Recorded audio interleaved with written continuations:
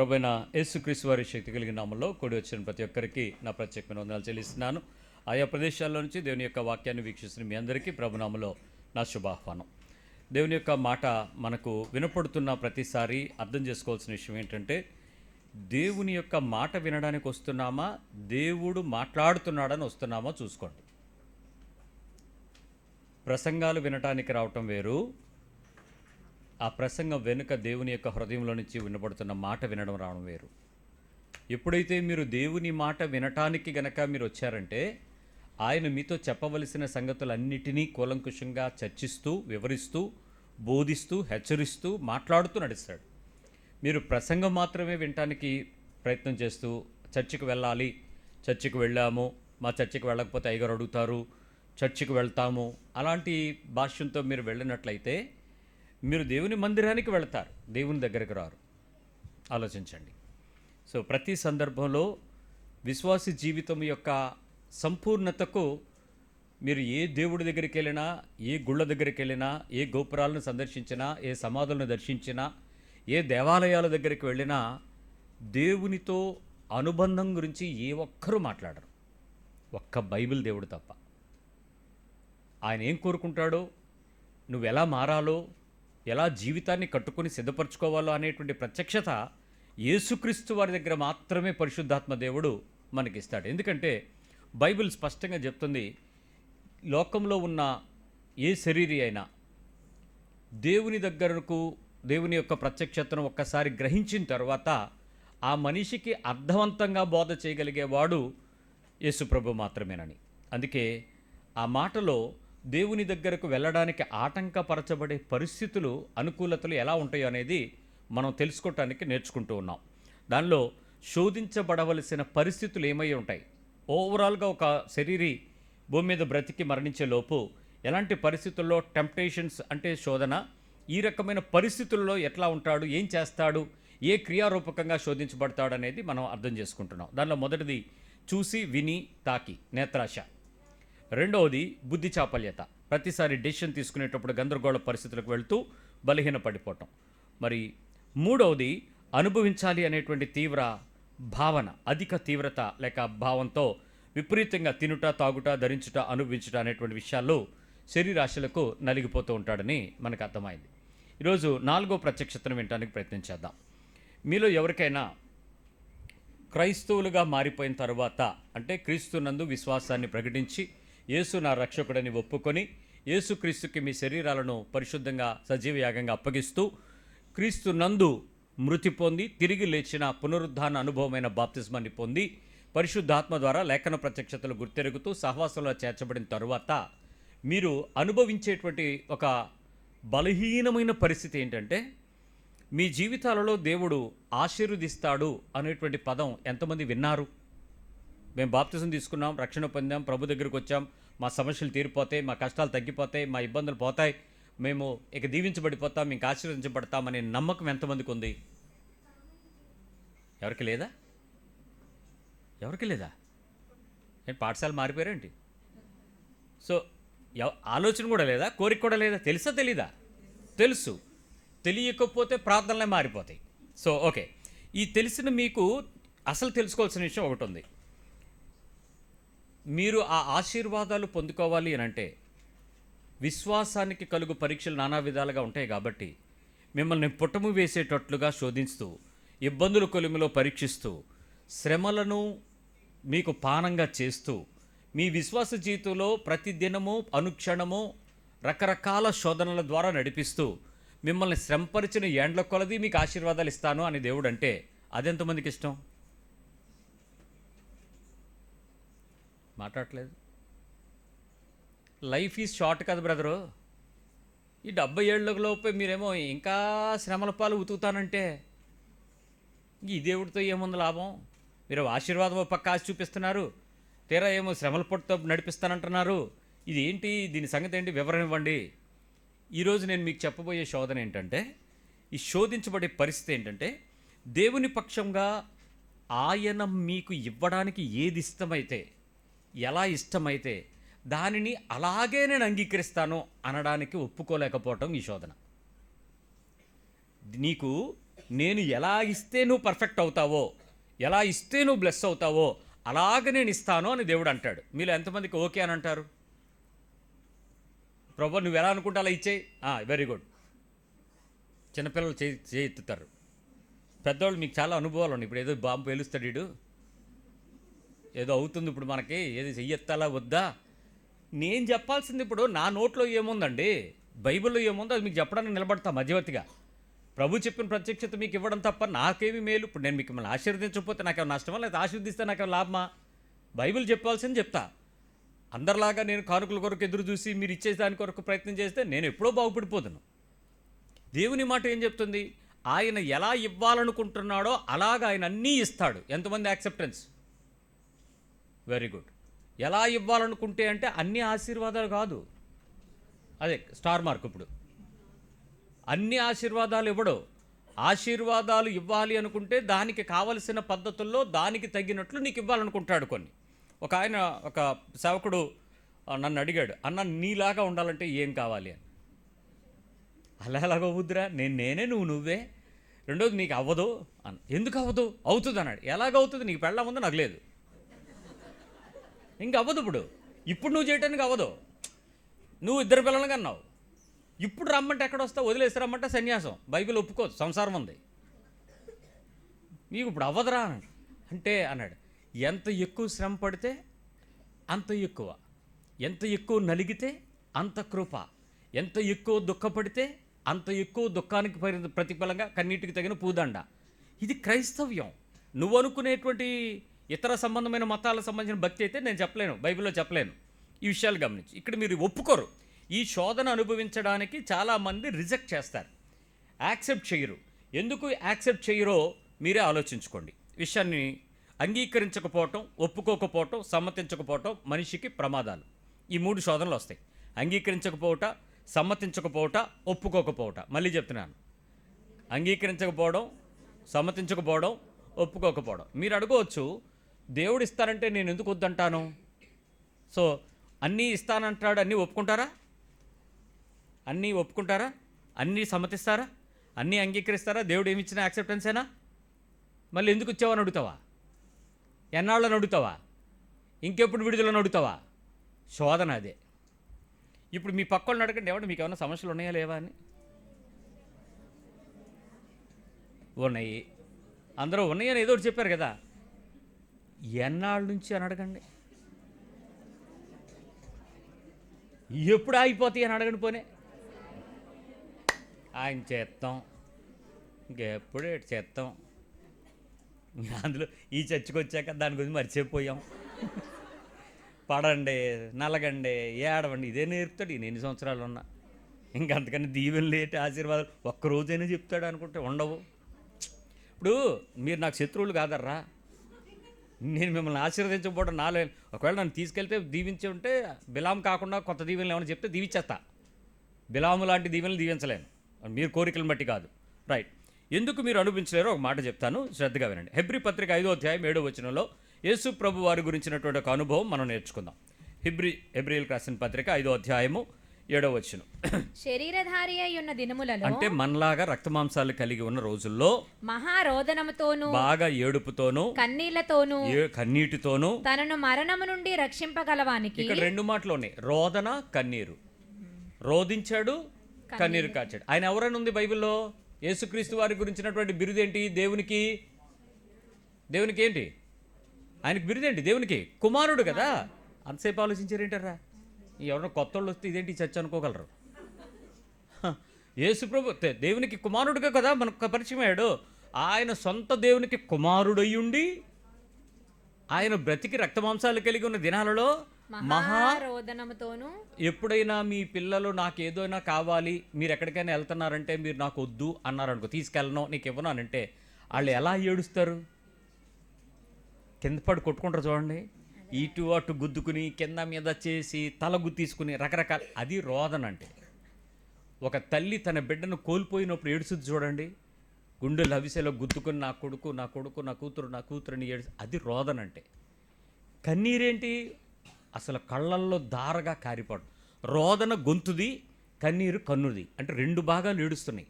ఒకటి లోపల నుంచి వస్తుంది, ఇంకొకటి పైనుంచి కిందకి కారుతుంది. ఈ బాధ అంట ఎవరైనా కుమారుడు. ఎవరికి? తండ్రికి. తండ్రి కాదు, దేవుడికి అని చెప్పండి. దేవుని కుమారుడు కదా, డైరెక్ట్ దేవుడు కుమారుడు యేసు ప్రభుకు రోదనతో పాటు కన్నీరు. తనను మరణము నుండి రక్షింపగలవానికి. అంటే ఏం జరిగింది? సుఖంగా ఉన్నాడా, శ్రమలో ఉన్నాడా? శ్రమ. సావులో ఉన్నాడా, సంతోషంలో ఉన్నాడా? మరణము నుంచి తప్పించాల్సిన పరిస్థితి వచ్చిందంటే అతని జీవితకాలం ఎలాంటి పరిస్థితులు ఉన్నట్టు? హ్యాపీగా, పీస్ఫుల్గా, సంతోషంగా, జాయ్గా క్రైస్తవ్యంలో ఉన్నాడా? మరణంతో ప్రతిరోజు చనిపోతానేమో అనే భయంతోనే నడుస్తున్నాడా? ఆయన ఎక్కడి నుంచి తప్పించడానికి చెప్తున్నాడు? మరణము నుండి రక్షింప. సో సిచ్యువేషన్ ఎలా ఉంటుంది చెప్పండి. బతికి ఉన్నామనే పేరు మనకుంది కానీ లోపల బయట శ్రమయే, చావు అనుభవమే, భయం, నొప్పి, వేదన. ఎవడు ఎటు నుంచి వస్తాడో తెలియదు. రక్షించాలి, చావు నుంచి తను రక్షించబడాలి, ఆ డెత్ నుంచి తను బయటికి రావాలి, మరణానుభవంలో నుంచి జీవపు అనుభవంలోకి రావాలని కోరుకుంటున్నాడట. అందుకు ఆయన ఏం చేశాడట? ప్రార్థనలు చేశాడు, యాచనలను దేవుని సన్నిధిలో యాచనలు ఇచ్చాడు. భయభక్తులు కలిగి ఉన్నందున మళ్ళీ ఆ మాత్రం దానికి ఏడుపుతో, బాధతో, దుఃఖంతో ఉండి ఎన్నాళ్ళు ఈ ఏడుపు కొట్టు క్రైస్తవ్యం? ఎందుకు ఈ దేవుడు, ఎందుకు ఈ చర్చి, ఎందుకు ఈ బైబిలు, ఎందుకు ఈ ప్రార్థనలో అని వెళ్ళిపోకుండా అదే దేవుడికి, అదే తండ్రికి భయభక్తులు కలిగి బతుకుతూ ఉన్నందున ఆయన అంగీకరింపబడెను. అంటే ఇప్పుడు ఆయనకి ఏం చెప్పుంటాడో తెలుసా? దేవుడు, యేసు నువ్వు భూమి మీదకి వెళ్తున్నావు, నీలాంటి వాళ్ళు లక్షల లక్షల లక్షల లక్షల కోట్ల వరకు ప్రజలు ఉంటారు, వాళ్ళందరూ నువ్వు విమోచించాలంటే ఏం చేయాలి తెలుసా? సామాన్య మానవుడు ఎలాంటి శ్రమ పడతాడో అది నువ్వు పడాలయ్యా అని చెప్పాడు దేవుడు. ఆడెవడి కోసం? నేనెందుకు ఫాదర్ అనలా. వాళ్ళెవరో విడుదల పొందుతారంటే నన్ను దుఃఖపెడతావేంటయా అని అనలా. నాకొద్దు అని ఏడవలా. నీ ఇష్టం, నీ చిత్తం అన్నాడు. ఎలాగా? మరణము నుంచి తప్పించగలగడానికి కావలసిన దుఃఖాలన్నిటిలో, బాధలన్నిటిలో, శ్రమలన్నిటిలో, కన్నీరంతటిలో మనిషి నలిగిపోతూ ఏ రోజు ఎవరి వైపు చూడక దేవుని కోరుకున్న రీతిగా భయభక్తులు కలిగి ఉండడం వల్ల దేవుని చేత అతను ఏమయ్యాడట? అంగీకరించబడ్డాడు. ఇప్పుడు నా ప్రశ్న మీదకి ఇక్కడే స్టార్ట్ అవుతుంది. అదే అంగీకారాన్ని నువ్వు నీ జీవితంలో కూడా దేవుని చేత నేను యాక్సెప్ట్ చేయిస్తాను, సచ్చేంత వరకు తీసుకెళ్ళిపోతాను, చంపేస్తాను, నలిపేస్తాను, దంచేస్తాను, పిండేస్తాను, అవసరమైతే బాది పరిస్థితులన్నింటిలో నీ లోపలదంతా తీసేసి బట్టను జాడించి శుభ్రం చేసినట్టు రక్తంలో మిమ్మల్ని ఉతికి లేపి కూర్చోబెడితే పరిపూర్ణులుగా చేసేస్తాను అంటే పర్వాలేదు అని అంటావా, వద్దని అంటారా? చెప్పండి, ఏమంటారు మీరు? పర్వాలేదంటారా, వద్దంటారా? ఒక క్రైస్తవ్యంలో బాప్తిజం తీసుకోవటానికని వేరొక వ్యక్తి వేరే చోట రక్షించబడి బాప్తిజం కోసం నా మందిరానికి వచ్చి అన్నయ్య మీ దగ్గర బాప్తిజం తీసుకోవాలని మీ పాస్టర్ గారికి చెప్పేవా అన్న. అంటే నేను చర్చికి వెళ్తున్నాను కానీ ఆ చర్చిలో మా పాస్టర్ గారు నన్ను చూసేంత తీరిక, ఓపిక, సమయం లేవు. అక్కడ ఆ జనంలో గుంపులో గోయిందే, మాకు అవ్వదు. కానీ బాప్తిజం మాత్రం మీ దగ్గర తీసుకోవాలి, నేను మొదటి నుంచి బాప్తిజం తీసుకుంటే అనుకుంటున్నాను అని. సరే అయితే రా, బాప్తిజం ఇస్తాను, ఇవ్వనని నేను అనను, నువ్వు నా సంఘానికి సంబంధించిన వ్యక్తివే కాదని కాదు, కానీ ప్రభు నామంలో నీ రక్షణ కొరకు దేవుడు చేయమంటే చేసేస్తా, కానీ నేను ఎప్పుడు ఇవ్వాలో చెప్తా. కానీ ఒక విషయం విను, నువ్వు అనుకుంటున్నట్టు నీ శ్రమలు తక్కువ పెరుగుతాయి, ఓకేనా అని. ఎన్ని రోజులు అని అడిగింది. రోజులే. దేవుని దగ్గర ఒక రోజు అన్నావు అనుకో 100 సంవత్సరాలు, ఈలోపు నీ సాగు అయిపోద్ది. సో ఒక రోజు అనుకో 100 సంవత్సరాలా అంటే నీవు ఒక 60కి చచ్చిపోయావు అనుకో, నెక్స్ట్ నీ పిల్లలు ఇంకో 40 ఫాలో అవుతారు శ్రమలో. వాళ్ళు ఎన్ని రోజులు అన్నారు అనుకో, వాళ్ళకి ఒక రోజు, అప్పుడు వాళ్ళు ఒక 60 చేస్తారు, వెనకతలో 40. మరి ఎప్పటికి విడుదలేం ఉండదు, నువ్వు పరిపూర్ణ అవుతావు అంతే. బాప్తిజంతో స్టార్ట్ అవుతాయి, నిన్ను కప్పెట్టడంతో ముగిస్తాయి. యాక్సెప్ట్ అయ్యాలంటే ప్రార్థన చేసుకుని వస్తాను, అది మళ్ళీ రాలే. బాప్తిజం మీద డౌట్ వచ్చింది. క్రీస్తులో నీవు విశ్వాస సంబంధంగా వచ్చిన వాడు ప్రతి ఒక్కడికి ఈ నీతి తెలియక నేను దేవుని దగ్గరకు వచ్చి దీవించబడతాను, ఆశీర్వదించబడతాను అంటే భూ సంబంధమైన భూములు, భూ సంబంధమైన బంగారాలు, వెండి, పేరు లాంటివి ఏవో మీరు పొందుకుంటాము అని అనుకుంటే ఐఎమ్ సారీ టు సే, నీ విశ్వాస జీవితంలో నీవు ఎంచుకోదగని మార్గంలోకి వచ్చావు. ఈ శోధన ఏంటంటే అలాంటి వాటిని మన మనస్సు అంగీకరించకపోవడం. నేను మీకు శుభవార్త చెప్తున్నాను వినండి. మీరు అంగీకరించినా అంగీకరించకపోయినా, మీరు ఒప్పుకున్నా ఒప్పుకోకపోయినా, మీరు సమ్మతించినా సమ్మతించకపోయినా ఆయన మీకు ఇవ్వడానికి డిసైడ్ అయిపోయాడు.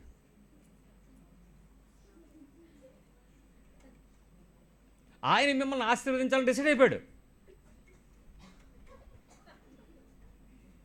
నీ యాక్సెప్టెన్స్ ఏం లేదు. నీ యాక్సెప్టెన్స్ ఒకటే, తండ్రి యొక్కయు కుమారుని యొక్కయు పరిశుద్ధాత్మ యొక్క నామమునా దేవా నీకు స్తోత్రం అండమే. బాప్తిజం తీసుకోవడం వరకే నీ పని. ఇంకా ఆ తర్వాత నీకేం లేదు. ఇక నిన్ను ఏ రకమైన పద్ధతిలో రాపిడి చేస్తే, ఆకురైతు రుద్దితే ఆ ఎక్కువ తక్కువలు నునుపవుతాయో, ఏ మనస్సాక్షి కలిగిన మనిషిని నీ ముందుకు పెడితే నీ లోపల అంతరంగం క్లీన్ అవుతుందో, ఏ మనిషిని నీ ఓనర్గా పెడితే, ఏ మనిషిని యజమానిగా పెడితే, ఏ మనిషిని నీ పక్కనోడిగా పెడితే నువ్వు సెట్ అవుతావో అలాంటి ఇంట్లోకి తీసుకెళ్ళి నేను దోపుతాడు. ఇంకా అక్కడి నుంచి చేపను బటకేసి తోగిన డ్రాపుడే. విశ్వాస జీవితానికి కలుగు పరీక్షలు నానా విధాలుగా పెట్టేస్తాడు. ఇక్కడ జాగ్రత్తగా గమనించండి. ఇక్కడ నువ్వు నిజంగా కావాలని అన్నీ తెలిసి ప్రేమించి పెళ్లి చేసుకున్నా ఆడే నీ శత్రువు అయిపోతాడు. ఈ ఇల్లు నాకు కావాల్సినట్టుగా అని చెప్పి ఈస్తూ వాస్తూ అన్ని లెక్కలేసి కొట్టుకున్నా ఆ ఇల్లే నీకు పెద్ద బందికాన అయిపోద్ది. ఎందుకనుకున్నావు? నిన్ను దేవుడు ప్రేమిస్తున్నాడు. మీ పక్కవాళ్ళు చెప్పండి. ఆయన దృష్టిలో నువ్వు ఉన్నావు. ఆయనకు నువ్వంటే ఇష్టం. నిన్ను మానక విడువక ప్రేమించుకుంటున్నాడు ఆయన. ఆయన దగ్గర ఉంచుకున్నాం అనుకున్నప్పుడు భూమి మీద నిన్ను పర్ఫెక్ట్ చేసి తీసుకెళ్ళిపోవడమే కదా ఆయన నీతి. ఇక్కడ తప్ప ఎక్కడుంది ఎక్సర్సైజు కదా? ఆ పద్ధతిలో చేసేస్తాడు. ఇప్పుడు చెప్పండి, ఇప్పుడు దేవుని స్వరం ప్రకారం మనిషి జీవితంలో ఒప్పుకోలేకపోయినా సమ్మతించలేకపోతున్న క్రైస్తవ్యం శ్రమల నుంచి విడుదల పొందుకోవడానికి పరుగులెడుతుంది ఈరోజు. ఇదే శోధన అంటే. మీరు అనుకుంటున్నారు ఈ చర్చికి వెళ్ళడం ద్వారా లేకపోతే ఈ దేవుడు నమ్ముకోవడం ద్వారా నాకు ఈ విడుదల దొరకటం నువ్వు అనుకుంటున్నావు. దేవుడు ఏమనుకుంటున్నాడంటే నీకు విడుదల సమీపంగా ఉండడం ఏదో తర్వాత విషయం. శ్రమల పాత్రను నువ్వు సంపూర్ణంగా తాగేసి నిండుగా తృప్తిగా ఉన్నావా లేదో చూస్తాడు. అపోస్తుల కార్యాలకు రండి, 14వ అధ్యాయం 22వ వచనం. మీరు ఏదైనా హైలైటర్ మీ చేతిలో ఉంటే దాంతో అండర్లైన్ చేసుకోండి. ఎందుకంటే బైబిల్ ఎప్పుడు తెలిసినా ఈ వాక్యం ఒకసారి చదవకుండా మీరు మెంటికి వెళ్ళొద్దు. అపోస్తుల కార్యం 14వ అధ్యాయం 22వ వచనం. శిష్యుల మనసులను దృఢపరిచి. అప్పటికి శిష్యులు కూడా ఏమనుకున్నారు తెలుసా? తండ్రి నీ రాజ్యం వచ్చినగా కానీ ప్రార్థన చేస్తుంటే వీళ్ళు కూడా తెగ ప్రార్థన చేశారు. ఎందుకంటే యేసుప్రభు ఎక్కడుంటే అక్కడ రోట్లు డబల్ అయిపోతాయి. గుడ్డోడు చూపు వచ్చేస్తుంది, కుంటోడు నడిచేస్తాడు, చెవిటిది వినేస్తుంది, లెప్రసీ కుష్టు బాగుపడిపోద్ది, చచ్చిపోయిన లాజర్ బయటకు వచ్చేస్తాడు, పిల్లోడు బతుకుతాడు, ఏదైనా జరిగిపోద్ది, ఇక ఏం పర్వాలేదు, నీ రాజ్యం వచ్చినగాక నీ రాజ్యం వచ్చినగా కనుక తెగ ప్రార్థన చేశారు. తర్వాత ఆయన చెప్పాడు ఆయన రాజ్యం ఎలాగుంటుందో. విశ్వాసం శిష్యుల మనస్సులను దృఢపరిచి విశ్వాసమందు నిలకడగా ఉండవలెననియు, విశ్వాసంలో in faith you have to be very strong అని చెప్పి అనేక శ్రమలను అనుభవించి. పాప మళ్ళీ చెప్పింది సరిగ్గా లేదు. అనేక శ్రమలను అనుభవించి. బాగా చెప్పావు. అనేక అని అనేక అనలేదు. ఎన్ని శ్రమలు? కొన్నా ఎక్కువ అనేక అంటే చాలా. చెప్పండి. ఇన్నే పోనీ ఇన్నే పోనీ ఇన్నే ఎంత? దాని గ్రావిటీ ఎంత? దానికి వెయిట్ మెజర్మెంటు లోతు. ప్రేమకు ఎత్తు పొడవు వెడల్పు లోతు బాగుంది.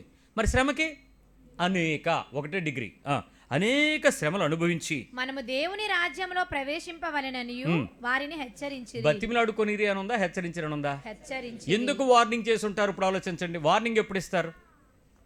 మీలో ఎవరైనా ఆలివ్ అన్న దగ్గరికి మేము చర్చికి తీసుకెళ్తామని అనగానే మన సంఘస్థులు ఖచ్చితంగా ఏం చెప్తారు వాళ్ళకి? అక్కడికి వస్తానంటే ఆ మెసేజ్ మీకు ఎప్పుడు సూతనంగా ఉండదు, అదే స్మూత్గా హ్యాపీగా యాపిల్ తిన్నట్టు అయితే ఉండదు. చాలా గట్టిగా ఉంటుంది, స్ట్రాంగ్గా ఉంటుంది, కఠినంగా ఉంటుంది అని వార్నింగ్సే ఉంటాయని మీరు చెప్తారో చెప్పరా? సహజంగా కదా. అంత స్మూత్గా ఉన్న వాళ్ళకి సబ్స్క్రైబర్స్ లక్షల్లో ఉంటారు, మనకు 1000 దాటరు ఎప్పుడు. ఎందుకు? ఇదంతే. ఈ బోధ కఠినమైన బోధ, ఎవడు వెంబడించగలడు అన్నట్టే ఉంటుంది. సో ప్రభు చెప్పిన పద్ధతి బైబిల్, దీన్ని మనం ఫాలో అవుతున్నాం, దీన్ని దాటి మనం ఏమి వెళ్ళలేం.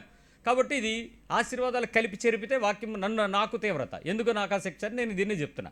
సో ఇక్కడ వచనం మీకు చెప్తే మీకే కాదు నాకు కూడా కదా, ఇద్దరికీ కదా ఈ వాక్యం. సో అనేక శ్రమల మంది వారిని హెచ్చరించారు అని అంటే వాళ్ళు ఏం కోరుకుంటున్నారని అర్థం. అప్పటికి యేసు ప్రభు వెళ్ళిపోయాడు, మళ్ళీ వచ్చేస్తాడు, మమ్మల్ని తీసుకెళ్ళిపోతాడు, ఎక్కడికి వెళ్ళిపోయినా ఆయన వెనకాల చక్క పాటలు పాడేసి స్తోత్రము స్తుతి స్తోత్రం అందాం అనుకుంటున్నారు వాళ్ళు. అక్కడి నుంచి స్తోత్రాలు లేవు, రక్త కన్నీరే. ఎక్కడికి వెళ్తే అక్కడ చెమటే, ఎక్కడికి వెళ్తే అక్కడ సిలువే, ఎక్కడికి వెళ్ళినా వాళ్ళని తరిమి చంపేస్తుంటే, భయపెట్టేస్తుంటే, ఆరాధన కూడుకున్నారంటే రహస్యం తెలిసిపోతుందంటే, అసలు యేసుప్రభు పేరు చెప్తే బూతు మాటలాగా, సంఘం అంటేనే చంపేద్దామనేలాగా అంత శ్రమలు ఎక్కువైపోతుంటే వాళ్ళు పారిపోదాం అనుకుంటే, జారిపోదాం అనుకుంటే, తిరిగిపోదాం అనుకుంటే, అంగీకరించకపోతుంటే, ఒప్పుకోకపోతుంటే, సమ్మతించకపోతుంటే ఖచ్చితంగా వాళ్ళని హెచ్చరిస్తున్నది ఏంటో తెలుసా? విశ్వాసం మీద నిలకడగా ఉండడం నేర్చుకో. ప్రభువుని విడిచిపెడతానని ఎలా అంటున్నావు? ఆయన కొరకు మరణించిన పునరుద్ధానము లేచినటువంటి దేవుడిని మర్చిపోయావు నువ్వు. ఆయన ఎప్పటికైనా వస్తాడు, ఎలాగైనా వస్తాడు. కానీ నువ్వు గుర్తుపెట్టుకో, నువ్వు అనేక శ్రమలను అనుభవించడానికి తయారయ్యావు, అందుకే నువ్వు వచ్చావు ఈ రాజ్యంలోకి అని చెప్పేశాడు. అంత హెచ్చరించుకోవాల్సి వచ్చింది ఎందుకు? కారణం మొదటి సంఘంలోనికే. మరి నేటి సంఘం ఈ హెచ్చరిక లేది. ఆ రోజు ఫస్ట్లో హెచ్చరికలు అయిపోయి ఇప్పుడు దీవెనలకి ఏమైనా ఆశీర్వాదాలకి ఏమైనా తెగబడ్డామా? ఎగబడాయా? దిగిపోతున్నాయా ఆకాశంలో నుంచి? ఎవడు మధ్యలో వచ్చి మీరు దీవించబడతారు, మీరు ఆశీర్వదించబడతారు? ఎక్కడ సాధ్యమవుతుంది అది?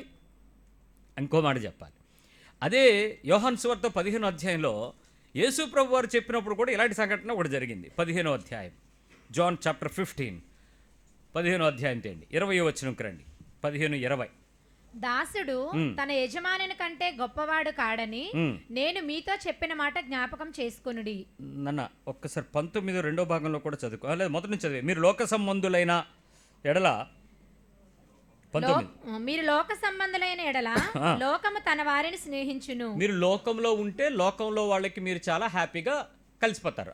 అయితే మీరు లోక సంబంధులు కారు. మీ పక్క వాళ్ళు చెప్పండి, మీరు కాదని. అందరిలా కలిసిపోయి హ్యాపీగా వెళ్ళిపోవడానికి కుదరదు, మీరు ప్రత్యేకమైన వాళ్ళు. నేను మిమ్మల్ని లోకములో నుండి ఏర్పరచుకొంటిని. ఎక్కడి నుంచి ఏర్పరిచాడంట? లోకములో నుండి. అదే లోకంలో ఒకసారి పందులు పొర్లినట్టు పొర్లుతున్న మనలని, పెంట కుప్పల మీద బతుకుతున్న మనలని ఆయన తన పేరు పెట్టి పిలిచి తన జనముగా ఏర్పరచుకుని ప్రత్యేకపరుచుకున్నాడంట. అందుచేతనే లోకము మిమ్మును ద్వేషించుచున్నది. అంటే సపరేట్ అయినందుకు వాళ్ళు ఏం చేస్తున్నారంట? ద్వేషిస్తారు, ఒప్పుకోరంట. నువ్వు మీ తాత మీ నాన్న పేరేంటి, మీ తాత పేరేంటి అంటే చెప్పు, ఈ బొకడా బైబిల్ అంటాడు గాడు, చెప్తున్నాడు ఆయన. ఎందుకు ద్వేషిస్తుంది? లోకం మిమ్మల్ని ద్వేషించడానికి కామన్. దానికి ఇంటర్వ్యూలు ఎందుకు? దానికి ఆయన విమర్శించాల్సిన పని ఏంటి? అది నువ్వు ప్రత్యేకించబడ్డావు అనడానికి కారణం అదే. ఒకప్పుడు అక్కడే పెరిగాం, అక్కడే ఉన్నాం, అయ్యే పేర్లతో బతికాం. ప్రభువు మిమ్మల్ని ప్రత్యేకపరిచాడు. ఆ ప్రత్యేకించబడ్డాడు కాబట్టి ద్వేషించున్నది. దాసుడు తన యజమాని కంటే గొప్పవాడు కాడని నేను మీతో చెప్పిన మాట జ్ఞాపకం చేసుకోండి. లోకులు నన్ను హింసించిన ఎడల. యేసు ప్రభు హింసలు పడ్డాడా లేదా? పడ్డాడా లేదా? బతికింది 30 సంవత్సరాలు సైలెంట్గా ఉన్నాడు. జీవించిన 3 సంవత్సరాలు బయటకు వచ్చాడు.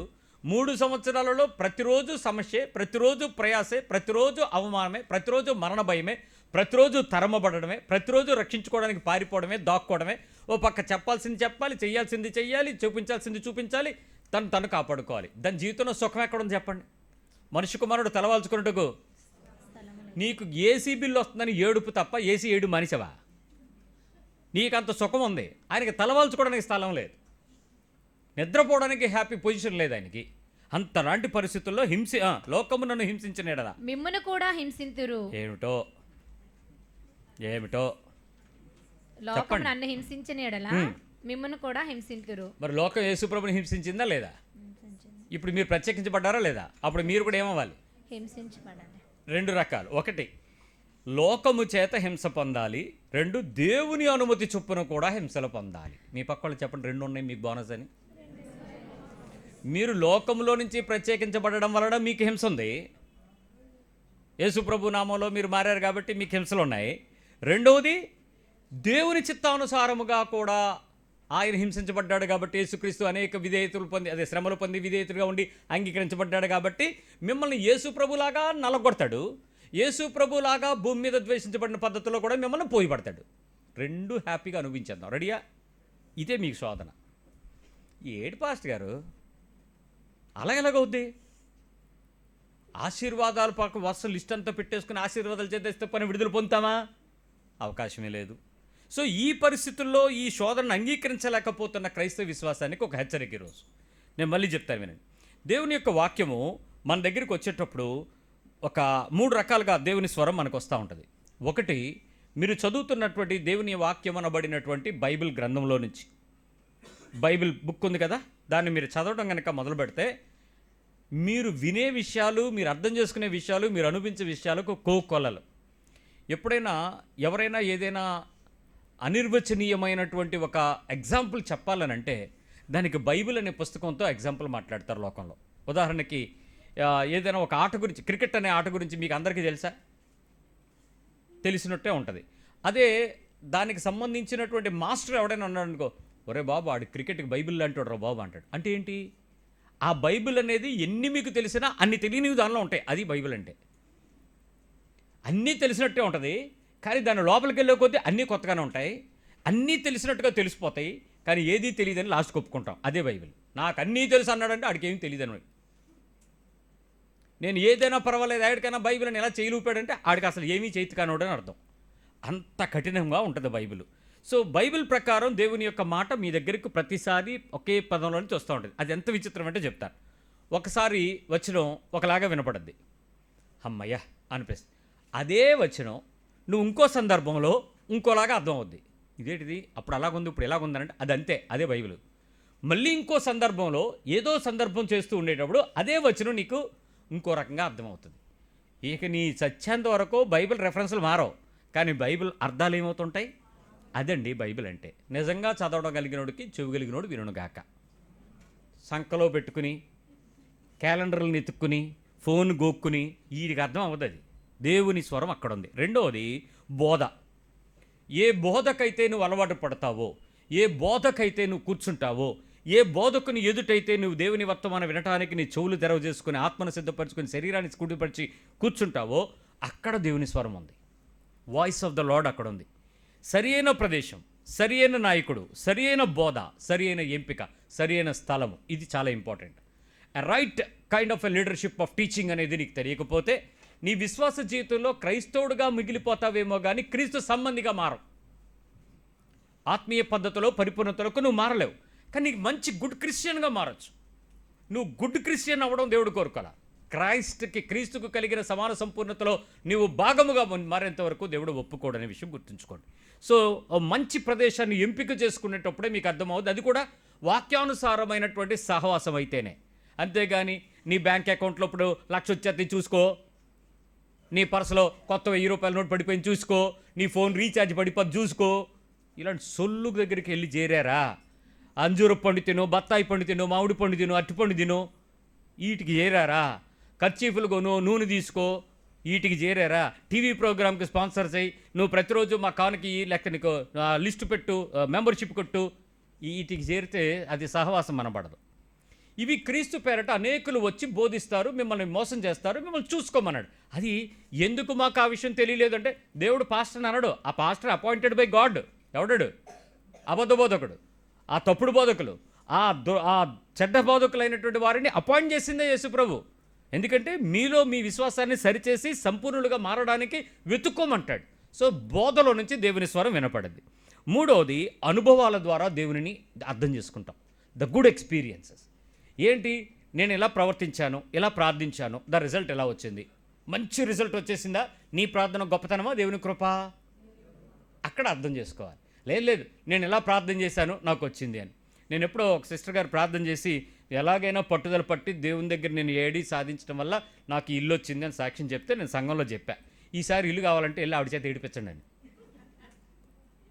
ఎందుకు? ఆల్రెడీ ఎక్స్పీరియన్స్ ఉంది కదా, ఆవిడకి ఆల్రెడీ ఏడిసి తెచ్చుకోవడం తెలిసిపోయింది కదా. అప్పుడు మీరందరూ వెళ్ళి రోజు ఆవిడ కొంత కన్నీరు కొంత పొగ వేశారు అనుకోండి, ఏమవుద్ది? అప్పుడు ఆవిడ రోజు ఏడుస్తుంది మీకోసం. ఇప్పుడు ఆవిడకి ఇల్లు ఇచ్చింది దేవుడు, నీకు ఇవ్వడా? దేవుడికి పక్షపాతం ఉందా? అది అబద్ధం. నీ ప్రార్థన విని దేవుడు ఇవ్వడం కాదు, ఆయన కృపలో నీకు ఇవ్వాలనుకున్నప్పుడు నీ చేత అంగలార్పును రప్పిస్తాడు. అది నీకు సాధ్యమైందని నీది కాపీ కొడతాను రోజంతా ఏడుస్తానంటే అవ్వదు. పిల్లలు లేని తల్లి అన్న దేవుని సన్నిధిలోకి వచ్చింది, సమూయేలు చూశాడు, తాగిందనలాగా ఏంటి మొత్తం అన్నాడు. అయ్యే బాబు నేను తాగలేదే నాయన, నేను ఏడుస్తున్నా ఏలి అన్నది. నేను అయ్యో ఏంటి బాబోయ్ నేను ఏడుతున్నట్టే. అప్పుడు ఆ ఏలి అన్నాడు, అవునా నువ్వు ప్రార్థన చేస్తున్నావా, నీకు పిల్లలు లేరేనా, అయితే వస్తారులే ఏళ్ళు అన్నాడు. అంతే, ప్రవక్త పుట్టాడు.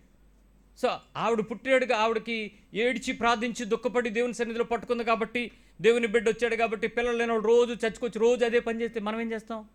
వచ్చి సంవత్సరం నీకు వచ్చేస్తాడు వెళ్ళిపో అని చెప్తావా? అవుతుంది. అది ఆమెకు సాధ్యం, నీకు సాధ్యం ఎందుకు అవుతుంది? సో అందుకని నీ అనుభవంలోంచి దేవుడు తీసుకున్నాడు. ఆ విషయం నీకు గుర్తుండాలి, ఆ విషయంలో నీకు ప్రత్యక్షత రావాలి. దాని గురించినటువంటి ఒక ఏర్పాటులో ఏ రకమైన కార్యం జరుగుద్దో నువ్వు చూస్తాడు, ఇస్తాడు దేవుడు.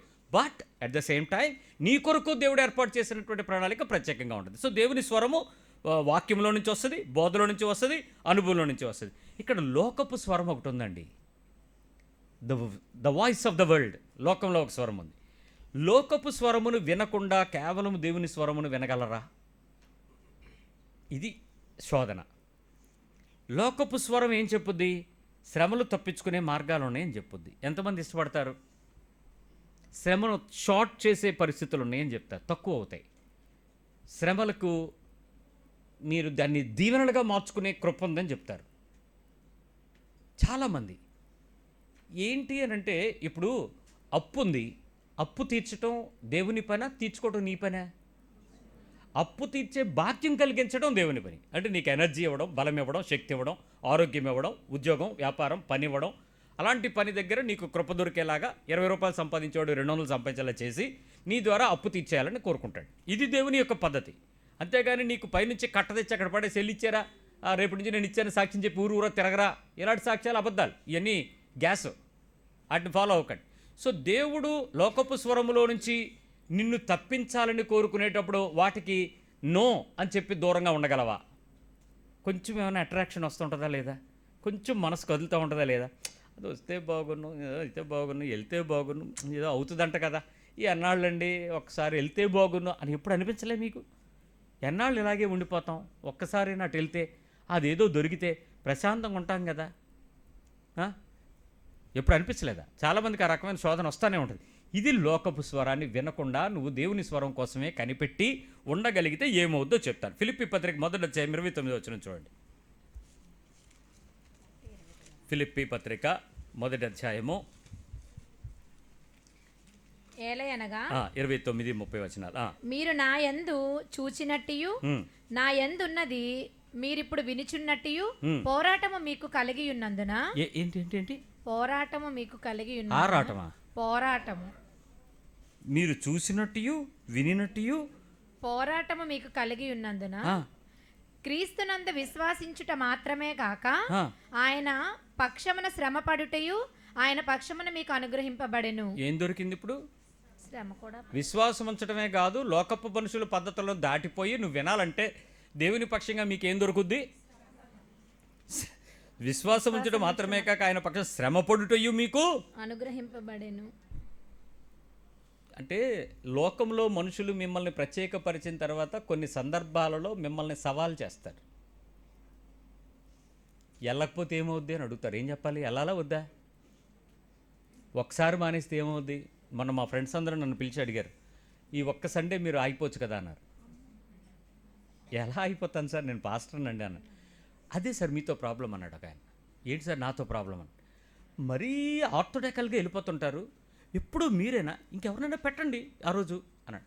ఓకే, ఎవరినైనా పెట్టండి, నాకు అభ్యంతరం లేదు, కానీ నేను మానేయడానికి మాత్రం నాకు అభ్యంతరం ఉంది. అంటే ఇప్పుడు ఎవరో ఒకరిని పెట్టేస్తే వాళ్ళు చూసుకుంటారు కదా. చూడరని ఎవడన్నాడు? ఎవడో ఒకరిని పెట్టగలను.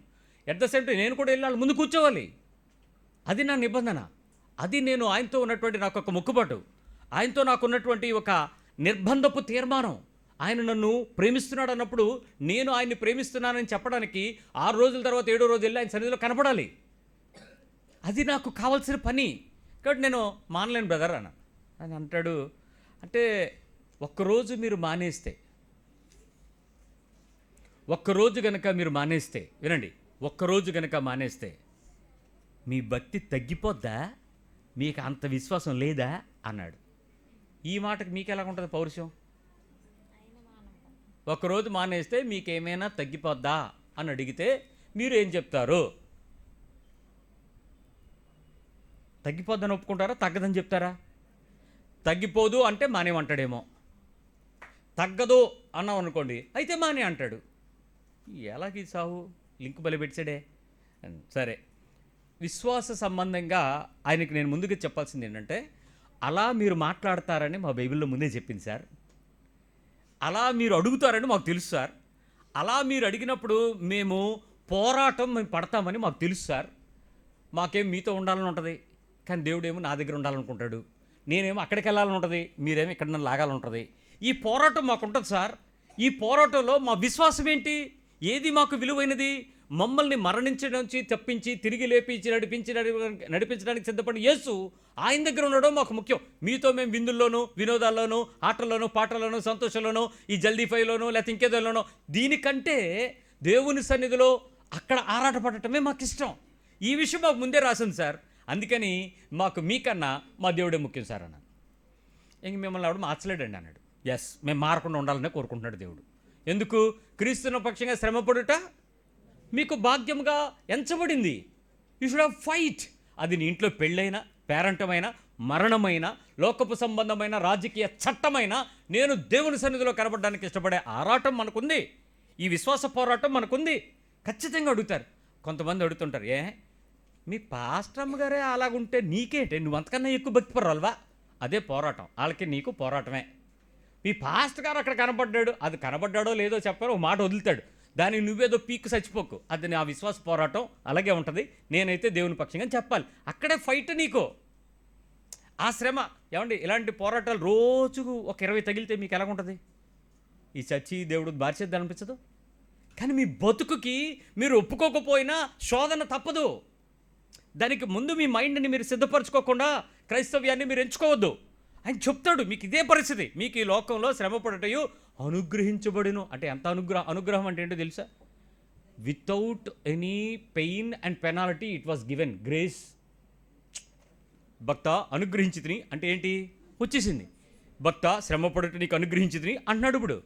ఇప్పుడు ఏం చేయాలి? శ్రమ. ఇంకా ఒక విషయం చెప్తే మీరు ఇష్టపడతారు.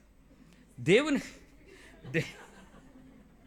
ఇప్పుడు దానియేలుకి శ్రమ అంటే ఇష్టమా కష్టమా? మాట్లాడండి. నాకొద్దు ప్రభువా తప్పించు, ప్రభువా నీ చిత్తమైతే తప్పించు. ఏమన్నా ఉందా? చచ్చిపోవటం మాకు ఇష్టం. షడ్రకు మేషకు అబేద్నెగోలకి ఏంటి? ఇష్టమా కష్టమా? మా దేవుడు తప్పించ సమర్థత కలిగిన దేవుడు. దాని నెక్స్ట్ వచ్చిన తప్పించకపోయినను. ఆ మాట నువ్వు చెప్పగలవా? విషయం ఏంటంటే తప్పించ సమర్థత కలిగిన దేవుడు అన్న దగ్గర ఆగితే ఒకలాగుండు వాక్యం. ఆ తర్వాత తప్పించలేకపోయినా మేము అన్నాడు చూసారా? తీసుకెళ్ళి వాళ్ళకి ఏమి ఇచ్చాడు? అగ్ని ఇచ్చాడు. ఇప్పుడు శ్రమ వచ్చిందా రాలేదా? మీ పక్క వాళ్ళు చెప్పండి. నువ్వు వద్దన్నా వస్తుంది. కొత్త ప్రార్థనలు ఏం చేయకు. నీకు సూతనంగా ఉండే ఏ యాసలు వేసినా అగ్ని కామనే.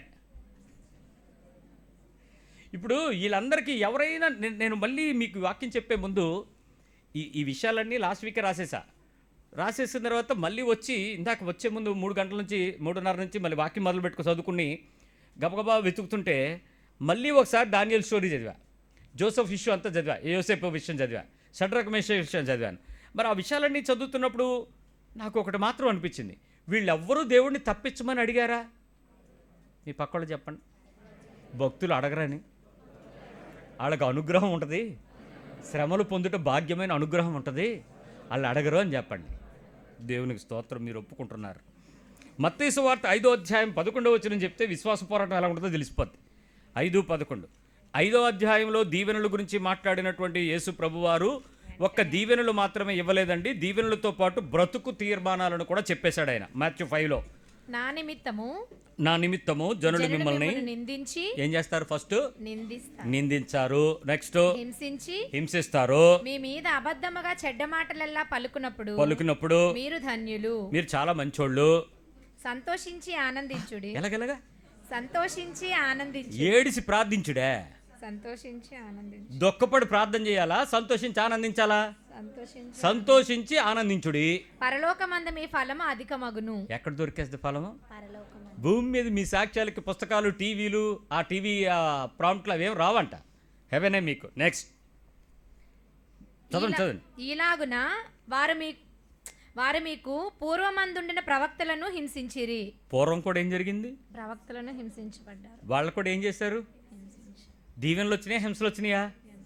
సో రూల్ ప్రకారం అయితే అందరికి ఏం రావాలి కామన్గా? హింసలో ఏంటి మాట్లాడు, సౌండ్ తగ్గిపోయింది ఇప్పుడే. హింసలు కామను, నువ్వు వద్దన్నా వచ్చేస్తాయి. సో దేవుడు ఇచ్చేస్తాడు. ఈ భూమి మీద క్రైస్తవ విశ్వాసంలోకి వచ్చిన ప్రతి ఒక్కడికి ఎందుకు అని మీరు ప్రశ్నిస్తే, ఎందుకు కాదు ఇందుకే అని బైబిల్ ముందుకు నిర్వచిస్తుంది. ఇప్పుడు దేవుని వాక్యం బైబిల్లో ఉందా లేదా? దేవుని మాట బైబిల్లో ఉందా లేదా? ఇంతకు మునుపు మీకు పూర్వం ఉన్న వాళ్ళని కూడా హింసిస్తారు అని అంటే ఇప్పుడు మనల్ని కూడా ఏం చేస్తారని అర్థం? మీలో కొంతమంది తెలివైన వాళ్ళు లేచి మేము ప్రవక్తలం కాదు కదా అన్నారు అనుకో. ఇక్కడ ఏం రాసి ఉంది? ప్రవక్తలకే కాబట్టి నేను సామాన్యురాలని, నేను ఇంట్లో పని చేసుకునేదాన్ని, నేను చిన్న వ్యాపారస్తుని, నేను ప్రవక్తను కాదు బ్రదరు అంటే ఎవడు చెప్పాడు ప్రవక్త కాదని? మీరు ఎక్కడ నిలబడితే అక్కడ రాజులైన యాజక సమూహము, ఎట్ ద సేమ్ టైం దేవుని కొరకు క్రీస్తు రాయబారి, ప్రవక్త మాట్లాడడానికి లేదు. ప్రవక్త అని పేరు పెట్టుకుని పాస్టర్ గురించి నేను మాట్లాడలే, ప్రతి ఒక్క క్రైస్తవుడి గురించి చెప్తున్నా. సో పూర్వం ముందున్న వాళ్ళనే హింసించారు, ఇప్పుడు మీకు కూడా ఏం చేస్తారు వాళ్ళు? కామను. కాబట్టి హింసలు కామన్గా అందరికీ, పాత నిబంధన నుంచి కొత్త నిబంధన వరకు క్రీస్తులో ఉన్న వాళ్ళకి అందరికీ కామన్ కదా. దీన్ని ఏమీ మీరు మాట్లాడటానికి వీలేదు. ఇప్పుడు విషయం ఏంటంటే, దేవుని పక్షముగా బ్రతకటానికి ఉద్దేశించిన ఏ ఒక్కరికైనా ఇంకా కొంచెం కష్టపడతాను, ఇంకా కొంచెం పర్ఫెక్ట్గా బతుకుతాను, ప్రార్థనా జీవితం కలిగి ఉంటాను, ఉపవాస జీవితం కలిగి ఉంటాను, విశ్వాస జీవితం కలిగి ఉంటాను, నిరీక్షణ జీవితం కలిగి ఉంటాను, స్వార్థ జీవితం కలిగి ఉంటాను, సంఘమును విడివక్క పట్టుదలగా ప్రార్థన చేస్తాను, సేవకునికి సహకారిగా ఉంటాను, పరిస్థితులన్నిటిలోనూ పరిచర్యలోనూ సిద్ధపడతాను అనుకునే క్రైస్తవ విశ్వాసంలో స్ట్రాంగ్ ఎవరైనా ఉంటే 2 తిమోతి 3వ అధ్యాయంలో 12వ వచనంలో చాలా పరిశుద్ధమైన లేఖనం రాసిపెట్టాడు. క్రీస్తు యేసునందు సద్భక్తితో బ్రతకను ఉద్దేశించిన వారందరూ. మామూలు భక్తి కాదు. ఏం భక్తిది? సద్భక్తి. అసలు పర్ఫెక్ట్ గా క్రైస్తవ్యం అంటే మాదే అనేటువంటి పద్ధతిలో ఉంటారు చూసారా? సద్భక్తితో బ్రతకను ఉద్దేశించి వారందరికీ హింస పొందుదురు. ఏం పొందుతారంట? హింస. దీవెన, హింస, ఆశీర్వాదమా, బ్లెస్సింగ్సా? ఏముంటాయి అక్కడ? హింస. హింస. హింస. హింస ఎటు వస్తుందో తెలియదు, ఎలా వస్తుందో తెలియదు, ఎప్పుడు వస్తుందో తెలియదు, ఎటు నుంచి వస్తుందో తెలియదు. కానీ నా సమస్య ఏంటంటే, ఈరోజు నేను మీకు చెప్పే విషయం ఏంటంటే, దేవుని పక్షముగా ఆయన ఏదైతే చేస్తానంటాడో దాన్ని అంగీకరించకపోవడం, ఒప్పుకోకపోవడం, మరి మిక్కిలి సమ్మతించకపోవటమే క్రైస్తవ సమస్య. దాన్ని యాక్సెప్ట్ చేయకపోవటమే క్రైస్తవ సమస్య. ఇప్పుడు మీలో చాలామందికి, ఇప్పుడు ఈ సంఘంలో కూర్చొని మీలో ప్రతి ఒక్కరికి సమస్యలు ఉన్నాయని నాకు తెలుసు. ఆయా పరిస్థితుల్లో మీరు నలిగిపోతున్నారని తెలుసు, దుఃఖపడుతున్నారని తెలుసు, వేదన పడుతున్నారు, చింతిస్తున్నారు. ఇంచుమించుగా సిలువ అయితే ఒకటే ఎక్కలేదు, కానీ ఆల్మోస్ట్ పడుకోబెట్టి మేకులైతే కొట్టేసినట్టున్నారు మీరు, ఇంకా లేపలే మీ చెక్క. అలాంటి పరిస్థితుల్లో ప్రతి ఒక్కడు దుఃఖంలో ఏదో ఒక చోట, అటువైపు పిల్లలతో కానీ, అటు ఆర్థికంగా కానీ, అటు మానసికంగా కానీ, ఇటు శారీరకంగా కానీ, ఇటు ఉద్యోగపరంగా కానీ, ఇటు అప్పులతో కానీ, అటు నొప్పులతో కానీ, ఆఖరికి ఇక్కడ నా మాటలతో కానీ ఏదో ఒకరికి హింసలు ఉన్నారు. ప్రతి ఒక్కడు మామూలుగా లేరు. ఏదో అనుకుని వస్తున్నాం సార్, ఏం వస్తాం, ఏం లాభం, వెళ్ళేటప్పుడు కల్లా ఏట్రా అంటే నెక్స్ట్ వీక్ చూసుకుందాం పదా, ఇంకా ఆడే సీరియల్లో బతుకుతున్నాడు, ఏదో అయిపోద్ది, మెసేజ్ కొత్తది మారుతాడు, ఏడు మారుతాడు, దాన్ని మళ్ళీ కంటిన్యూ బి అంటాడు, వాల్యూమ్ అంటాడు, 72 అంటాడు, 74 అంటాడు, ఏటి ఇదంతా మానేద్దాం అనుకున్నాడు మళ్ళీ కనపడతాడు ఇక్కడ. నేను రాను మందిరానికి అనుకున్నాడు ఖచ్చితంగా వస్తాడు, ఆన్లైన్ ఆఫ్లైన్. ఏంటి మీ ప్రాబ్లము? తెలుసుకుందామని ఆశ. నేను అందుకే మీకు విడుదల చేసేస్తున్నాను. మీరు తప్పించుకుందాం అనుకున్నా మీ వల్ల కాకుండా మీ దగ్గరికి వచ్చే బోనసే శ్రమ. దేవునికి స్తోత్రము కలుగునుగాక. ఇప్పుడు ఆమెను రాదు. ఆయన అంటున్నాడు, దేవుని పక్షమైనటువంటి ప్రతి ఆజ్ఞలను గనక మీరు ఒప్పుకున్నట్లయితే ఎలాంటి పద్ధతుల్లో దేవుడు ఆశీర్వదిస్తాడో చెప్తాను. హెబ్రీ పత్రిక 11వ అధ్యాయము 35వ వచనంలో మీరు ఈ మాటను గనక చదవడం, వాక్యానికి పట్టబడితే గనక మీరు ఇంకా మామూలుగా ఉండర్రా. మీ విశ్వాసం గురించి రేపటి దినం బైబిల్లో ఇంకో పేజీ యాడ్ చేయమంటే నేను రాసేస్తాను మీకోసం. చదవండి, ఈ పద్ధతి ప్రకారం మీరు బతికెద్దురు కానీ. 11వ అధ్యాయము 35వ వచనం. స్త్రీలు మృతులైన తమ వారిని పునరుద్ధానము వలన మరలా పొందిరి. కొందరైతే మరి శ్రేష్టమైన పునరుద్ధానము పొందగోరి విడుదల పొందనొల్లక యాతన పెట్టబడిరి. ఏంటి? విడుదల పొందగోరక యాతన పెట్టబడిరి. అంటే శ్రేష్టమైన పునరుద్ధానము అంటే, నువ్వు గనక యేసు ప్రభు లేడు అనే పదం అంటే వదిలేస్తాను అన్నారు. అప్పుడు వాళ్ళు ఏమన్నారంటే, మేము చచ్చిపోయిన తర్వాత లెగుద్దాం అనుకుంటున్నాం, నువ్వు వదిలేస్తే వదిలించుకుందాం అనుకోవట్లేదు, చంపేసుకున్నారు. శ్రేష్టమైన పునరుద్ధానం అంటే మరణించిన తర్వాత రేపు ప్రభు వచ్చినప్పుడు తిరిగి లేవడం. ఇప్పుడు పునరుద్ధానం ఏంటి? ప్రస్తుతం ఉన్నటువంటి శ్రమల నుంచి మనం ఫ్రీ చేసేస్తారు. కొట్టడం మానేస్తారు, తిట్టడం మానేస్తారు, అవమానపరచడం మానేస్తారు, చంపడం మానేస్తారు, పొట్టకొయ్యడం మానేస్తారు, లేకపోతే అవయవాలు నరికేస్తారు, అది మానేస్తారు. మిమ్మల్ని విడిపించేస్తే మీరు ఒప్పేసుకోండి, యేసుప్రభు దేవుడు కదా అని అన్నాడు. వాళ్ళు మరి శ్రేష్టమైన పునరుద్ధానం పొందగోరి విడుదల నొల్లకపోయిరి. వాళ్ళు యాతన పెట్టబడ్డారంట. ప్రభువు ఇంకా మిమ్మల్ని, ఇంకా నేటి కాలంలో మనల్ని శోధకుడికి అప్పగించలేదు. మనము చేసిన దుష్కార్యముల యొక్క ఫలితాన్ని మనం అనుభవిస్తున్నాం ఈరోజు. మీరు నీతి విషయంలోనూ మంచి విషయంలోనూ ఆసక్తి కలిగిన వారు అయితే మీకు హాని చేసేవాడు ఎవడు? ఇప్పుడు మీకు ఏదైనా ప్రాబ్లం వస్తుందంటే మీ బుద్ధిహీనతను బట్టి, మనం తెలివి తక్కువగా చేసిందని బట్టి, వాక్యం చెప్తున్న దాని ప్రకారం చెయ్యకపోవడాన్ని బట్టి, చెయ్యకుండా అప్పులు చేయటం, శారీరకమైన బలహీనతలకు లోబడటం, పాపాలు చేయటం, ఇష్టానుసారమైన మనస్సాక్షితో జీవించడాన్ని బట్టి మనం సఫర్ అవుతున్నాం. తొందరపాటు నిర్ణయాలు, వెళ్ళి చూపుని బట్టి నిర్ణయాలు, మంచి అనుకుని చేసేయడం, పర్వాలేదు అనుకుని చేసేయడం, ఆవిడ చెప్పిందని వెంబడించడం, ఆయిగారు చెప్పారని దూరిపోవడం, ఇలాంటి తప్పుల వల్ల మనం అనుభవిస్తున్నాం.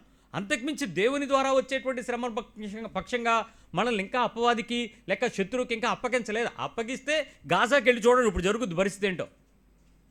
తినటానికి లేదు, ఉండటానికి లేదు, ఎక్కడ ఉండాలో తెలియదు, ఏం చేయాలో తెలియదు, మెడికల్ ఫెసిలిటీస్ లేవు, పిల్లల ఆకలికి అలవటిస్తుంటే ఏం జరుగుతుందో తెలియదు, యుద్ధం బాంబులు ఎటువైపు నుంచి వస్తుందో తెలియదు, ఏ రోజు ఏమవుద్దో తెలియదు.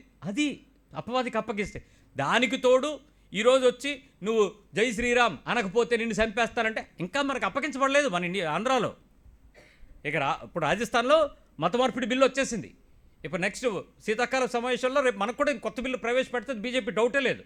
ప్రస్తుతం వాళ్ళకున్న మెజారిటీ ప్రకారం ఎంత ఎక్కువ చట్టాలు చేయగలిగితే అంత ఎక్కువ చట్టాలు అంత ప్రదేశంలో చేసేస్తారు. ఓ పక్క అమెరికాతో మనకు ఎలాగో సంబంధాలు చెడు ఉన్నాయి. ఇప్పుడు ఈ టైంలో చట్టాలు చేసేస్తే మన గురించి అడిగేవాడు ఎవడలేడు అక్కడ. భారతదేశంలో క్రైస్తవ్యానికి వ్యతిరేకంగా ఎందుకు ఉన్నారని ఎవడు అడగడు ఇంకా. కాబట్టి ఇప్పుడే చేసేయాలి. ఇప్పుడు వాళ్ళకి అధికారం ఉంది, సో ఖచ్చితంగా చేస్తారు. సో అక్కడ కాకపోయినా నేను సనాతని అన్నాడు ఒకప్పుడు, నేను బాప్తిని తీసుకున్నాను అన్న. ఏం చేయగలం మన ఉప ముఖ్యమంత్రి? ఏం చేయలేం, చట్టాలు చేస్తారు, అందరూ మాట్లాడకుండా కూర్చుంటాం. ఆ తర్వాత యాతనలు స్టార్ట్ అవుతాయి. రేషన్ కార్డు ఇవ్వము, నీ ఒడి వెయ్యము, ఆసరా ఇవ్వము, నువ్వు క్రైస్తవుడు కదా నీకు ఈ సర్టిఫికెట్ ఎందుకు? అప్పుడు మనం ఇవ్వకపోతే పారేవే అనగలమా? అంటామా? అప్పుడు చర్చికి చెప్తారు, పాస్టర్ గారు మా కోసం మీరు ప్రార్థన చేయండి. రాలేకపోతున్నాం. ఎందుకు రాలేకపోతున్నావు? మరి శ్రేష్టమైన పునరుద్ధానం పొందగలిగిన ఒకరు నీకు ఆదర్శంగా లేకపోయారు. అంతేకాదు, చదువు. మరికొందరు తిరస్కారములను, కొరడా దెబ్బలను, బాబోయ్, మరి బంధకములను, ఖైదును అనుభవించిరి. మళ్ళీ బంధకాలు ప్లస్ జైలు. జైలు అంటే రహస్యం, బంధకం అంటే అందరికీ కనపడేలాగా కట్టేసి ఉంచటం. రోడ్డు మీద మిమ్మల్ని కట్టేసి అక్కడ నుంచో పెట్టారనుకోండి ఒక వారం రోజులు, పరిస్థితి ఏంటి? అందరూ మిమ్మల్ని చూస్తుంటే మీకు ఎలా ఉంటుంది? జైల్లో పడేస్తే మీరు ఎక్కడో ఉంటారు, కనపడరు. ఎప్పుడో బెయిల్ వస్తే విడుదలవుతారు, దాని సంగతి వేరే. ఎక్కడికి వెళ్ళావంటే నేను అమెరికా వెళ్ళి వచ్చానని చెప్పచ్చు. ఇది అలా కాదే. Facebook, YouTube, WhatsApp, Instagram, Snapchat అన్నిట్లో కనపడతావు. అంటే పబ్లిక్ అయిపోతున్న రోజు ఇలా చేసేస్తారట. అయినా కూడా వాళ్ళు ఏం చేయలేదు. ఇంకేం చేశారు? రాళ్లతో కొట్టబడిరి. ఏంటి? రాళ్లతో కొట్టబడి. ఇసుక కాదు, రాళ్ళు. ఇసుకెసరు లేదు, రాళ్ళు ఇసిరారు. ఇంకా రంపములతో కోయబడిరి. బాబోయ్, రంపలతో కోసారా? శోధించబడిరి. ఖడ్గముతో చంపబడిరి. గొర్రె చర్మములను మేక చర్మములను వేసుకొని దరిద్రులయుండి శ్రమపడి హింస పొందుచు. అంటే అక్కడ అర్థం ఏంటో తెలుసా? గొర్రె చర్మాలు మేక చర్మాలు వేసుకున్నామనంటే బట్టలు ఊడదీసి రోడ్ల మీద నుంచోబెడితే బట్టలు దొరక్క ఏ జంతువుల మందలను దూరి చచ్చిపోయిన శవం ఒలుచుకుని దాక్కుని వేసుకున్నారంట. అది శ్రమ. గొర్రె చర్మాలు ఏమి ఏది చర్మపు సొక్కాయలు చేయించి ఇచ్చనో అది అది కారణం. ఇది ఏమి నూతన నిబంధన, అంత కంఫర్ట్ కాదు. అలా పడేస్తే, ఇసిరేస్తే, పారేస్తే చచ్చిపోయిన శవాల దగ్గరికి వెళ్ళి వాటిని కప్పుకొని బతికారంట. ఏంటో శ్రమ. శరీరాలను పారేసేది ఎక్కడ? శ్మశానాల్లో. ఎక్కడ బతికారు వీళ్ళు? లగ్జరీగా ఉన్నటువంటి రూముల్లో కాదు. అది క్రీస్తు కొరకైనటువంటి భాగ్యముగా ఎంచుకున్నారు. ఇంకా అడవులలోను, కొండల మీదను, గుహలలోను, సొరంగములలోను తిరుగులాడుచు సంచరించిరి. ఈ బాధ మనకు వస్తే ఉంటది రాజా. ఆ కొండల్లో దాక్కునేటప్పుడు, గుహల్లోకి ఎత్తుక్కున్నప్పుడు, ఎడారుల్లో తిరుగుతున్నప్పుడు, కొండల మీద అరణ్యాల్లోకి వెళ్తున్నప్పుడు దేవుడు నిజంగా దిగొచ్చి గుర్తొచ్చేస్తాడరా. ఒక్క మాట, రాజుగారు జిందాబాద్ అంటే భూమి మీద నీ క్వార్టర్ ఇచ్చేస్తారు. సకల సదుపాయాలు రేషన్తో వచ్చేస్తాయి. యేసు అంటే ఈ పద్ధతి తప్పదు. ఏదో ఒకటి తెలుసుకోండి. మీ పక్కన ఏది తెలుసుకుంటావని? మీ పిల్లలందరినీ తీసుకెళ్ళిపోతాం. నువ్వు యేసు ప్రభు అన్నావా? వీళ్ళందరినీ సపరేట్. యేసు ప్రభుతో కాదు జై అన్నావా? ఇవన్నీ మీకుంటాయంటే మీరేం చేస్తారు?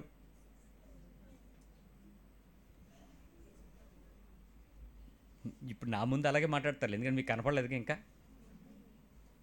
హృదయము నువ్వు అంగీకరించకపోయినా, సమ్మతించకపోయినా, ఒప్పుకోకపోయినా ఈ శ్రమ కామన్గా క్రైస్తవ్యంలో నడిచిపోతుంది. ఈ తీవ్రత ఆ రోజు ఉన్నంత ఈరోజు రాదని అనుకోలే. ఆల్రెడీ ఇప్పుడు మీరు ఎప్పుడైనా మీరు ఓకే అనుకుంటే రేపు ఉదయం నుంచి మీకు ప్రాసిక్యూషన్ రిలీఫ్ నుంచి వచ్చేటువంటి ఒక మెసేజ్ ఫార్వర్డ్ చేస్తా మీ గ్రూప్స్లో.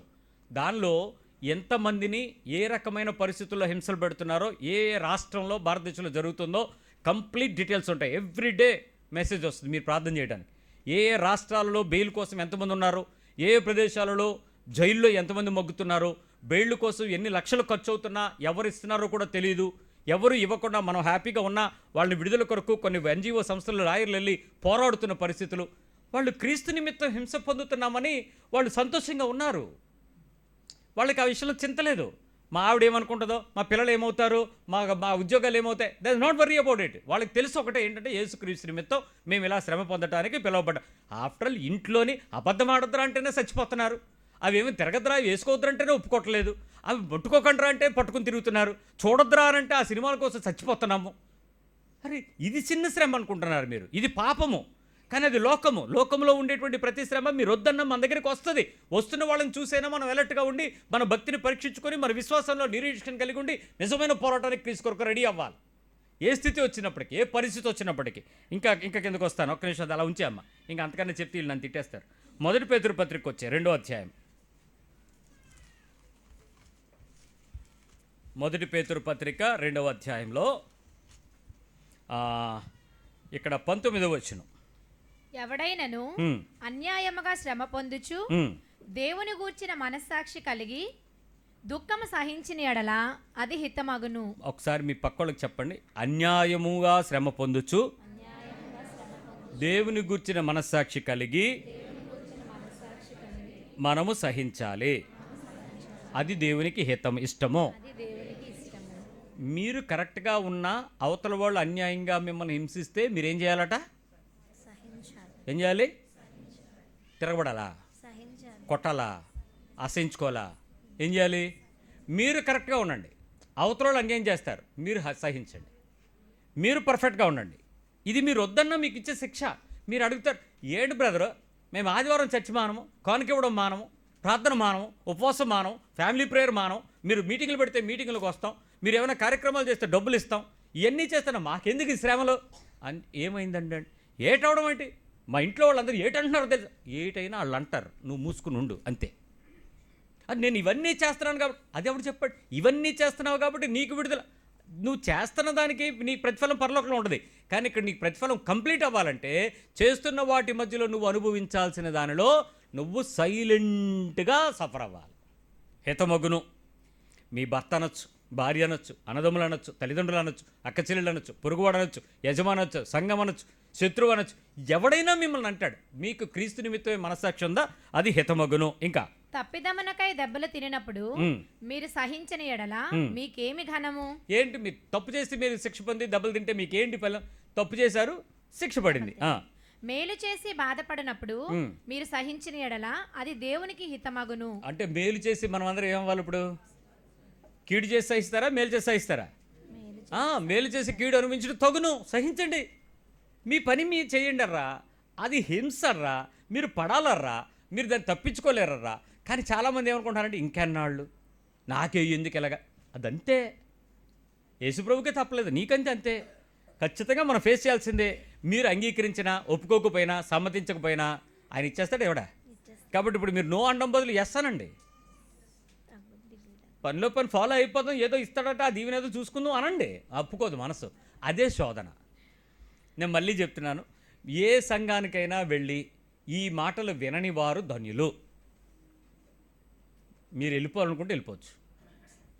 నేను ఎప్పుడైనా మీరు వచ్చారని అడిగానా? ఎందుకు రాలేదని ఏమని అడిగానా? డబ్బులు ఇచ్చావని అడిగానా? కానుక వేసావని అడిగానా?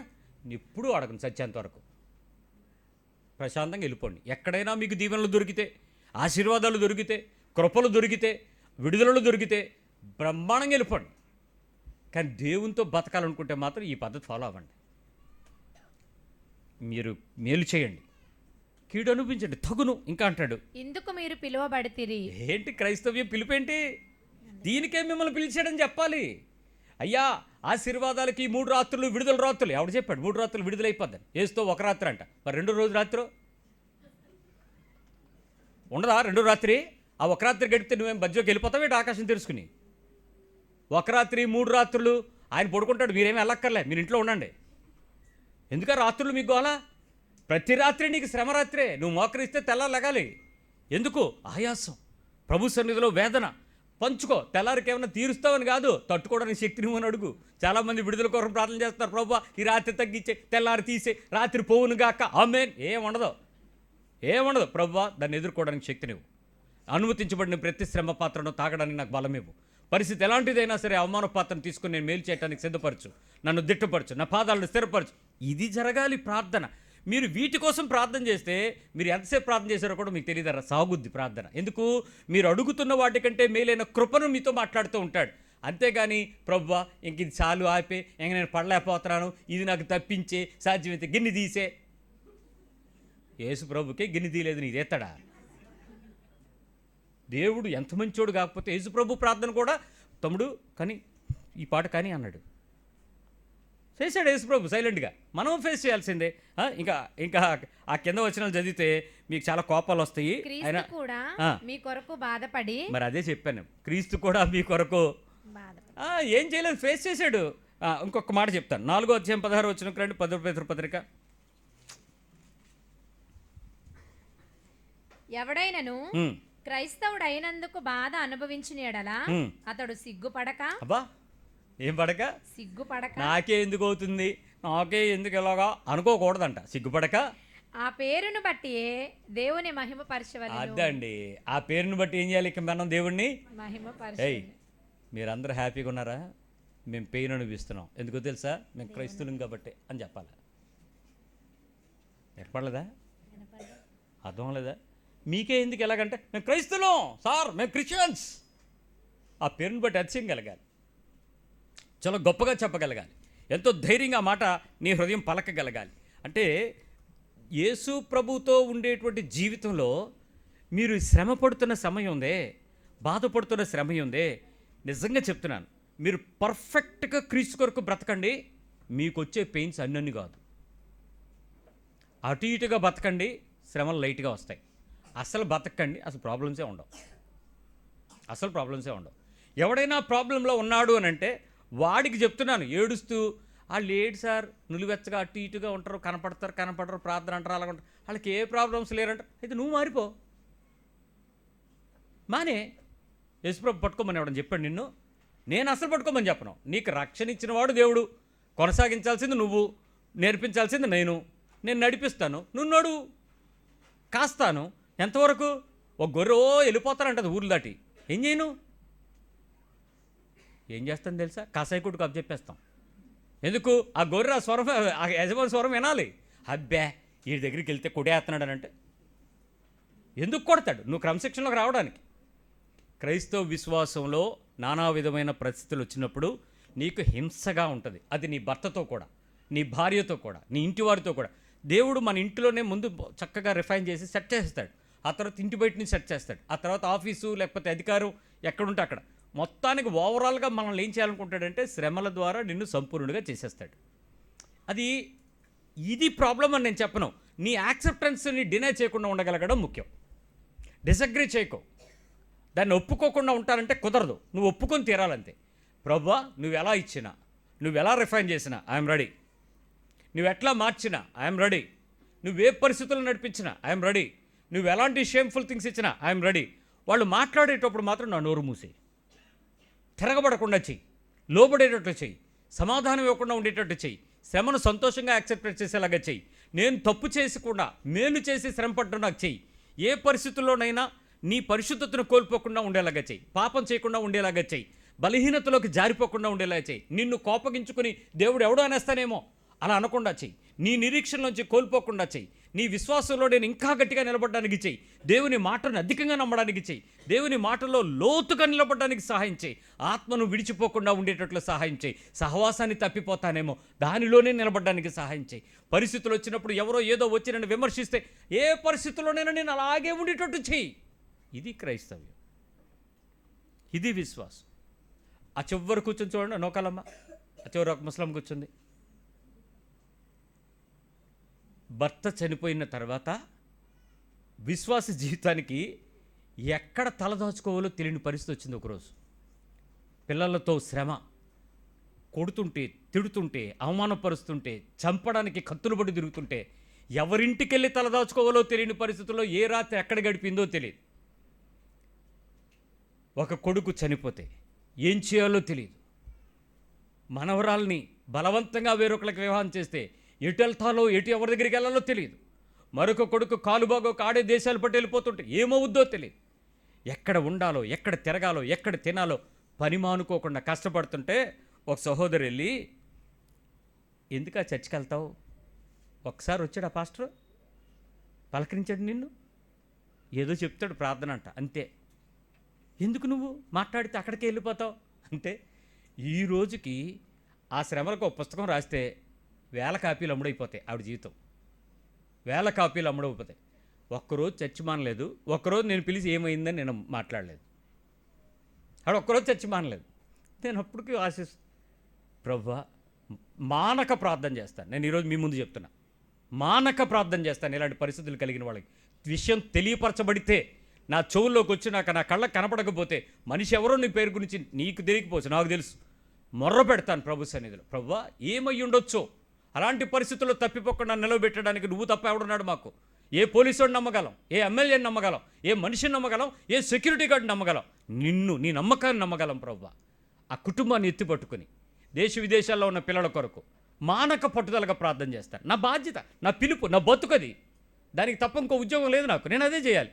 కానీ అది నీ దగ్గరికి రాలేదన్నప్పుడు ఆవిడకి ఎలా ఉంటుంది చెప్పండి? మీరు వెళ్ళి మాట్లాడితే, ఏటమ్మా ఈ ఆలిబాబు ఎప్పుడు రాడు, మీ ఇంటికి ఎప్పుడు రాడు, ఏడు మీ పాస్టర్ అంటే, పాస్టర్ కోసం వస్తావు సంఘానికి, ప్రభు కోసం కాదు.